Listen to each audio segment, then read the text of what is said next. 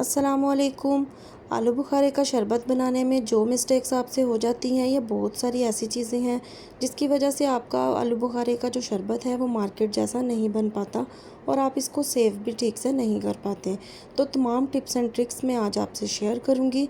Video को मुकम्मल देखिएगा, आपको बहुत पसंद आएगी। तो जल्दी से अपनी रेसिपी को स्टार्ट करते हैं। बिस्मिल्लाहिर्रहमानिर्रहीम। 250 ग्राम्स मैंने आलू बुखारा ले लिया है और 250 ग्राम्स ही इमली ले ली है। दोनों चीज़ें हमने बराबर ली हैं। 2 गिलास हम इसके अंदर नीम गर्म पानी डाल देंगे। इमली को अपने हाथ से थोड़ा सा तोड़ देंगे ताकि ये अच्छे से नरम हो सके। इसको अच्छे से हमने तोड़ देना है और फिर हमने इसको 20 से 25 मिनट के लिए कवर करके रख देना है एक साइड पर। अब एक प्याली ले लेंगे। प्याली के अंदर हमने एक बड़े वाला चम्मच तुख्मे मलंगा जो होता है उसको हमने ऐड कर देना है और फिर हमने इसके अंदर 1 गिलास पानी ऐड कर देना है ताकि ये अच्छे से इसके अंदर भीग जाए और थोड़ी ही देर के अंदर ये ट्रांसपेरेंट हो जाएगा और बहुत ही अच्छे से फूल जाएगा। इसको भी हमने कवर करके रख देना है। ये बहुत ही अच्छा लगेगा हमारे ड्रिंक के अंदर। अब हमने क्या करना है कि 20 मिनट के बाद हमारा जो ये इमली और आलू बुखारा है ये काफ़ी हद तक नरम हो चुका है। इसको हमने डायरेक्ट अपने पैन के अंदर डाल देना है। फ्लेम ऑन कर लेंगे और इसके अंदर अब मैं आपको चीनी की मिकदार बताऊंगी। ये हमारे पास 250 ग्राम दोनों चीज़ें थी, तो इसके अंदर मैंने आधा किलो चीनी का यूज़ किया है। आधा किलो चीनी की जो क्वांटिटी है वो बिल्कुल परफेक्ट है। बहुत सारे लोग इसके अंदर पूरी 1 किलो चीनी भी 250 ग्राम आलू बुखारा और इमली के अंदर डाल देते हैं, लेकिन आपने ऐसा बिल्कुल भी नहीं करना। आपने इसके अंदर सिर्फ 500 ग्राम चीनी डालनी है, यानी आधा किलो। फिर हमने मीडियम फ्लेम के ऊपर इसे 10 से 15 मिनट के लिए पकने के लिए छोड़ देना है। अच्छे से हमारी इमली और आलू बुखारा पक जाएंगे और बहुत अच्छे से सॉफ्ट भी हो जाएंगे।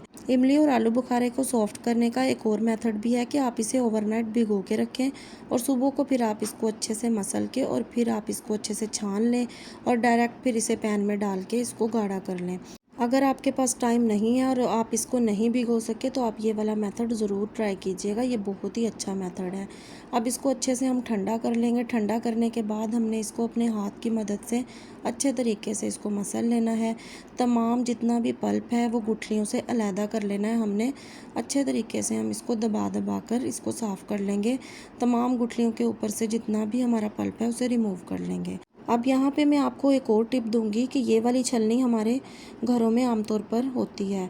हम इस छलनी में बिल्कुल भी इसको नहीं छानेंगे।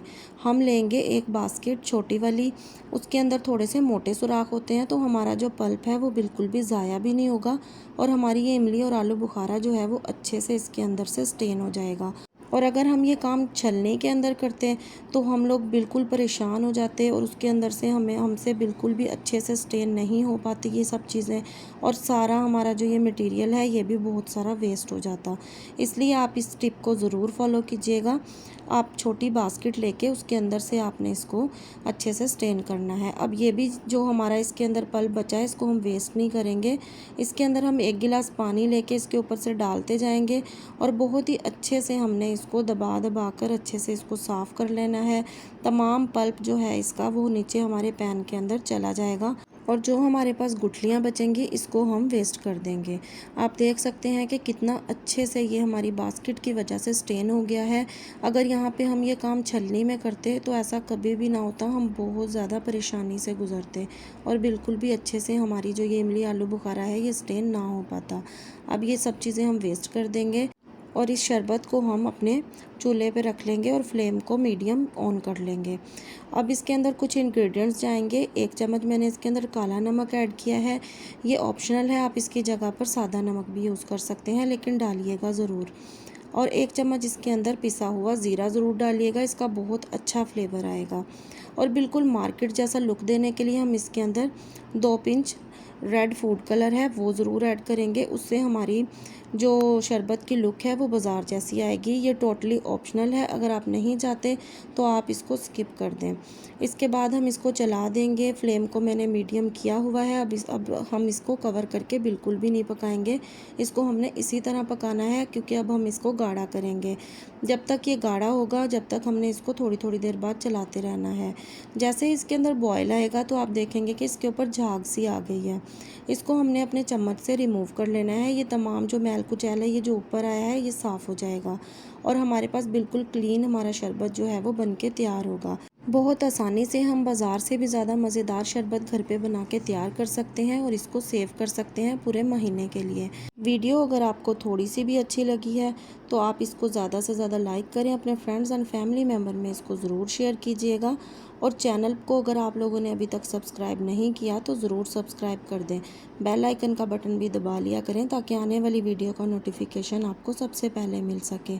ये देखें, हमारा शरबत जो है वो गाढ़ी कंसिस्टेंसी के अंदर आ गया है, ये थिक होना शुरू हो गया है। अब हम इसको बहुत ज़्यादा थिक नहीं करेंगे, अदरवाइज़ क्या होगा कि ये जब ठंडा हो जाएगा तो ये बहुत ज़्यादा गाढ़ा हो जाएगा तो ये अच्छा नहीं लगेगा। तो अब हमने फ्लेम को ऑफ़ कर दिया है। इस शरबत को हम ठंडा कर लेंगे, ठंडा करने के बाद हम इसको सेव करेंगे। अब 1 हफ़्ते तक तो ये इसी तरीके से हम सेव कर सकते हैं, लेकिन अगर आपने इसको महीना भर रखना है तो आप इसके अंदर 1 चम्मच सिरके का ऐड कर दें या 1 चम्मच लेमन जूस ऐड कर दें, उससे इसकी शेल्फ़ लाइफ बढ़ जाएगी। इसको किसी शीशे की बोतल में या किसी भी जग वगैरह में आप डाल के रख सकते हैं। मैंने इसको शीशे के जग में ऐड कर लिया है। अब देख सकते हैं कि कितना मज़े का और कितना गाढ़ा हमारा शरबत बन के तैयार हुआ है। अब मैं आपको इसको बनाने का तरीका बताती हूँ कि इसको हम किस तरीके से बना सकते हैं और अपने जो भी हमारे गेस्ट आएँ, हमारे घर वाले हैं, उनको बना के पिलाएँ, उनको बहुत मज़ा आएगा। अब हमने जो ये तुखम मलंगा भिगो के रखा था, इसको हमने 2-2 चम्मच अपने गिलास के अंदर ऐड कर लेना है।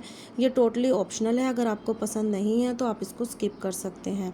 खूब सारी हम अपने गिलास के अंदर आइस डाल लेंगे ताकि ये बहुत अच्छा सा और ठंडा ठंडा बन सके। आधा आधा गिलास हम इसके अंदर सादा पानी ऐड कर देंगे ठंडा, और ठंडा पानी डालने के बाद हम इसके अंदर अपना जो ये हमारा शरबत है गाढ़ा गाढ़ा सा इमली और आलू बुखारे का, ये हम इसके अंदर डाल देंगे। देखा कितनी आसानी से हमारा मज़ेदार इमली और आलू बुखारे का शरबत बन के तैयार हो गया है।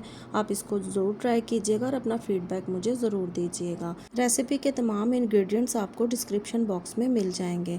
रेसिपी को ज़रूर ट्राई कीजिएगा और गर्मी के मौसम में इस आलू बुखारे और इमली के शरबत को ज़रूर इंजॉय कीजिएगा। आपके घर में आने वाले मेहमान और आपके घर वाले बहुत खुश हो जाएंगे।